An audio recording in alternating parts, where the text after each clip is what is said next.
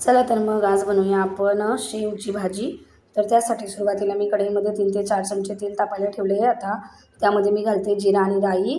त्यानंतर आपण यामध्ये अद्रक आणि लसूण घातलेलं आहे बारीक चिरलेलं, त्याला व्यवस्थित परतून घ्यायचं आहे। त्यानंतर यामध्ये अर्धा चमचा हिंग घालायचा आहे आणि 2 ते 3 हिरव्या मिरच्या घालायच्या आहेत बारीक कापलेल्या आणि 2-3 कांदे घालायचे आहेत बारीक चिरलेले, जास्त घातले तरी चालेल।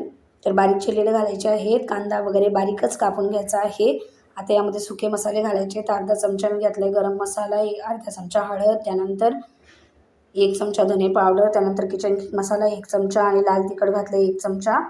हे परतून घ्यायचं। त्यानंतर यामध्ये घालायचे टोमॅटो जे आपण बारीक कापून ठेवले होते आणि यांनासुद्धा व्यवस्थित परतून घ्यायचं आहे। टोमॅटो व्यवस्थित परतले गेले की आपण यामध्ये घालणार आहोत चवीनुसार मीठ आणि यामध्ये मग घालायचं आहे पाणी। पाणी घालून याला व्यवस्थित आपल्याला शिजवून घ्यायचं आहे। अशा प्रकारे एकदम सोप्या पद्धतीने आपण शेवभाजी बनवू शकतो। कुठलीही मेहनत नाही आहे, कमी वेळात बनते, एकदम झटपट आणि चवीला तर मात्र एकदम अप्रतिम लागते।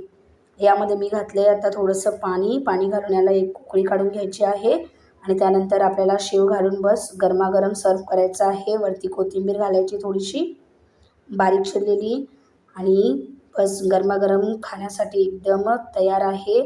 प्लीज लाईक करा, शेअर करा, कमेंट करा, सबस्क्राईब करा माझ्या चॅनलला। Thanks for watching.